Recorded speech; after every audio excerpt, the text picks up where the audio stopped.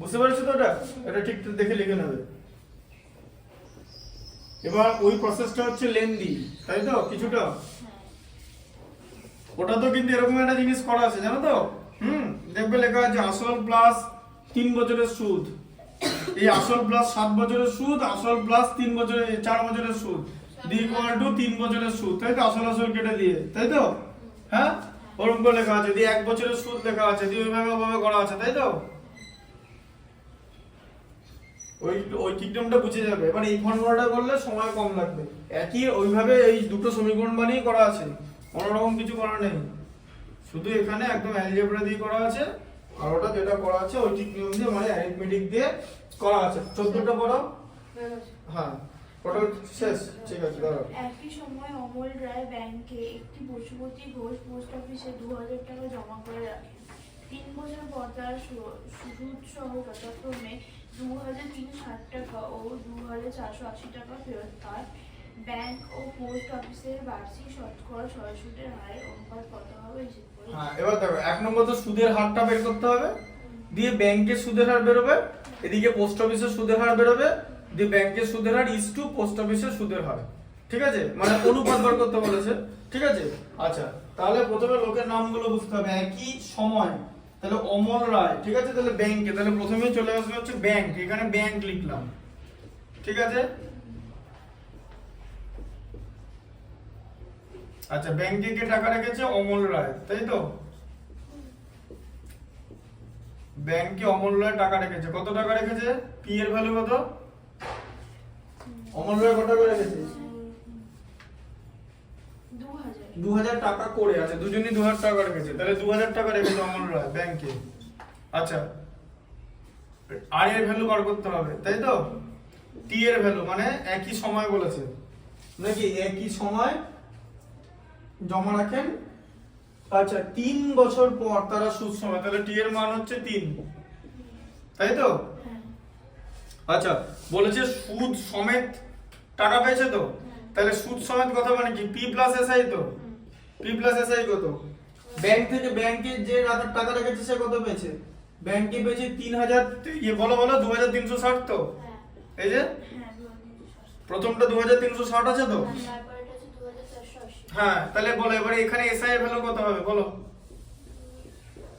P plus SI হচ্ছে 2360, P এর value তো 2000, তাহলে 2360 থেকে 2000 বাদ যাবে তো।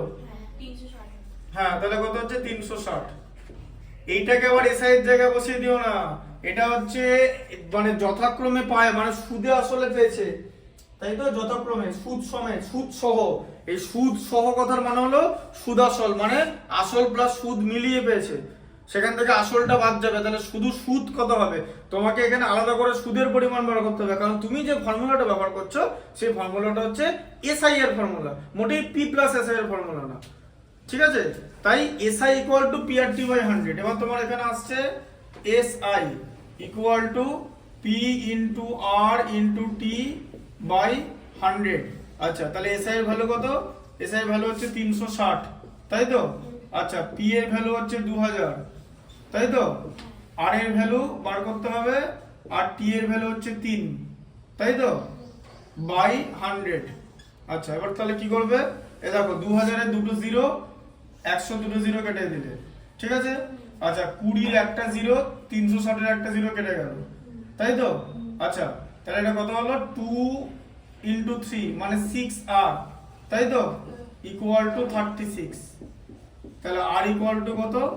36 বাই 6 মানে কত? 30। ঠিক আছে, আর এর ভ্যালু হচ্ছে 30। ঠিক আছে, 36, সরি দেখে তো কিরকম করে বললাম, 6 কি মাইনাস করে দিয়েছি। আর এর ভ্যালু হচ্ছে 6, 36 ভাজিত 6। ঠিক আছে, আর এর ভ্যালু হলো 6। তাহলে এখানে রেট অফ ইন্টারেস্ট, তাহলে ব্যাংকের ইন্টারেস্ট রেট কত? 6%, ব্যাংকের আর। ঠিক আছে, আচ্ছা, এবার তোমাকে কি করতে হবে? পোস্ট অফিসে চলে যেতে হবে। ঠিক আছে, এবার হচ্ছে পোস্ট অফিস পিও। আচ্ছা, এখানেও পি এর ভ্যালু হচ্ছে 2000, তাই তো? আচ্ছা, আর এর ভ্যালু বার করতে হবে, টি এর ভ্যালু একই সময় বলেছে 3 বছরের, আর পি প্লাস এসআই কত বলো? বলো পি প্লাস এসআই পোস্ট অফিসে কত? 2480 পি প্লাস এসআই, তাহলে এসআই এর ভ্যালু কত হবে বলো? 2480 মাইনাস 2000 সমান 480। 480, তাই তো?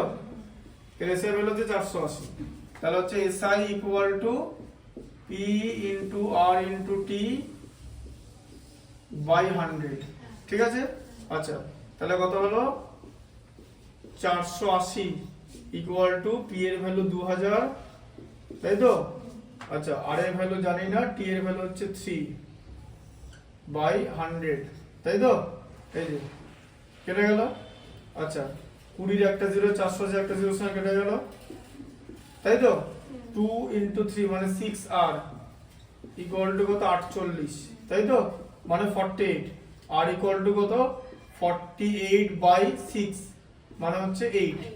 আচ্ছা, তাহলে বলেছে ব্যাংক আর পোস্ট অফিস বলেছে, তাহলে ব্যাংক আর পোস্ট অফিসের সুদের হার, ব্যাংক ইজ টু পিও, ব্যাংকের সুদের হার ছিল 6%, পোস্ট অফিসের 8%, 2 দিয়ে ভাগ করলে 3:4, 3:4, 3:4, বোঝা গেল? বুঝতে পারলে তো? আচ্ছা,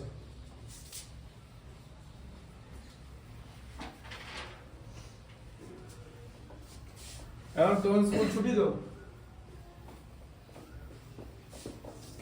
ছুটি কত তারিখ বন্ধ আছে? অনেকদিন আছে, তারিখটা মনে নেই, অনেকদিন। মাসটা হবেই কয়েকটা দিন।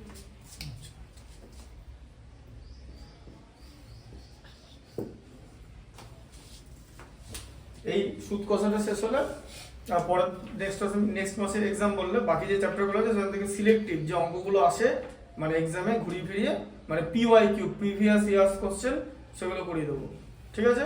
তারপর আবার সেই চ্যাপ্টারগুলো পরীক্ষার পর মানে এই যে তোমাদের যে টার্ম পরীক্ষাটা হবে তারপর আবার ডিটেলসে করানো হবে, ঠিক আছে? আচ্ছা, পিওয়াইকিউ গুলো থেকেই আসে। আচ্ছা, বলো কি আছে? 15টা পড়ো। একটা তাঁত সমবায়, একটি তাঁত সমবায় সমিতি যন্ত্রচালিত তাঁত ক্রয় করার সময় 15,000 টাকা ধার করে। 5 বছর পর সেই ধার শোধ করতে সমিতিকে 22,125 টাকা দিতে হলো। ব্যাংকের বার্ষিক শতকরা সুদের হার নির্ণয় করো। বলো এবারে পি এর ভ্যালু কত? পি এর ভ্যালু 15,000। 15,000। আচ্ছা, পি প্লাস এসআই কত? ওই তো 22,125। 22,125 তো ঠিক করে দিয়েছো তো? 150 শুনে কিন্তু ভুল হয়ে যাবে। 22,125, 22,125 আগে লিখে নিতে হবে, ঠিক আছে? আচ্ছা, তাহলে এসআই কত বলো? আর এসে হবে এটা মাইনাস 22, ওই তো 7,125। হ্যাঁ, দেখো বুঝতে পারলে তো যে এই মোট 22,125 টাকা দিতে হলো, ঠিক আছে? তাহলে 15,000 টাকা আসলের উপর, তাহলে তোমার সুদের পরিমাণ মানে এসআই ওই সুদ আসল থেকে আসলটা বাদ যাবে, তাই তো? পি প্লাস এসআই থেকে পিটা বাদ যাচ্ছে, তাহলে কত হচ্ছে? 7,125 টাকা, 7,125 টাকা। আচ্ছা, আর এর ভ্যালু বার করতে বলেছে নাকি? হ্যাঁ, আচ্ছা, টি এর ভ্যালু কত? এবার হচ্ছে 5 বছর। 5 বছর, 5 বছর পর, তাই তো? সুদের হার বার করতে বলেছে, ব্যাস সব বেরিয়ে গেল তো। আচ্ছা, তাহলে এসআই ইকুয়াল টু কি হবে? P into R into T by 100, ঠিক আছে? এটা কি খাতায় কি ঐকিক নিয়মে করা আছে? খাতায় হ্যাঁ। আচ্ছা, ঐকিক নিয়মটা হচ্ছে, দেখো ঐকিক নিয়মে করেছি কেন বলতো? ঐকিক নিয়মটা হচ্ছে তোমার বেসিক, বুঝতে পারলে? ঐকিক নিয়মটা যে বুঝতে পারবে না তার ফর্মুলা বোঝার ক্ষমতা নেই, তাই ঐকিক নিয়মটা আগে করেছি, ফর্মুলাটা তারপরে হবে, ঠিক আছে? এবার ফর্মুলাটার সঙ্গে ঐকিক নিয়মের ছোট্ট কানেকশন আছে, ঠিক আছে? কিন্তু ফর্মুলাটা ব্যবহার করলে একটা অঙ্ক তাড়াতাড়ি শেষ হবে, কিন্তু ফর্মুলাটা ব্যবহার করার সময় মাথায় রাখতে হবে যে কোথায় কোথায় কোনটা ব্যবহার করছি। ফর্মুলাটা এসআই এর ফর্মুলাটা পি প্লাস এসআই এর না, তাই সেপারেটলি তোমাকে এসআই বার করতে হবে। যতক্ষণ না মন এসআই বার করবে ততক্ষণ এই ফর্মুলা আসবে না। আর টি এর ভ্যালু সবসময় বছরে আসবে, ঠিক আছে? ওই জন্য ওটাকে একদিনকে 1/365 বছর করতে হলো, ঠিক আছে? বুঝতে পারলে যেটা দেখালাম?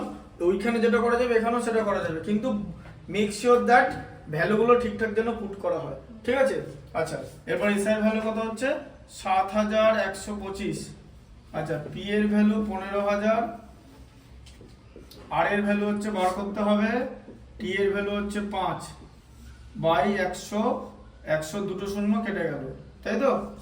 আচ্ছা, এবার দেখো তাহলে 150 into R into 5 equal to 7125, ঠিক আছে?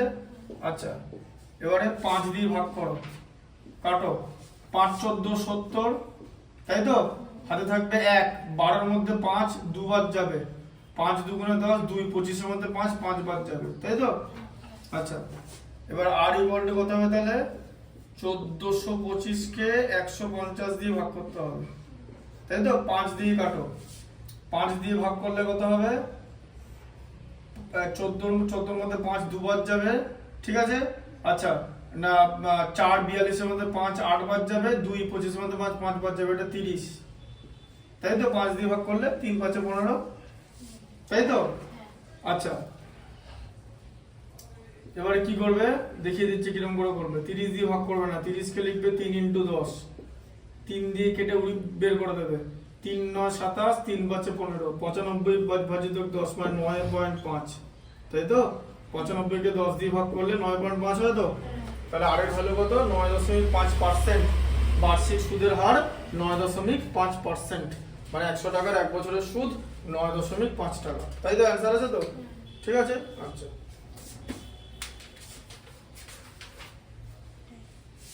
আচ্ছা, আরেকটুখানি লিখে নাও, তারপরে আবার পড়াচ্ছি।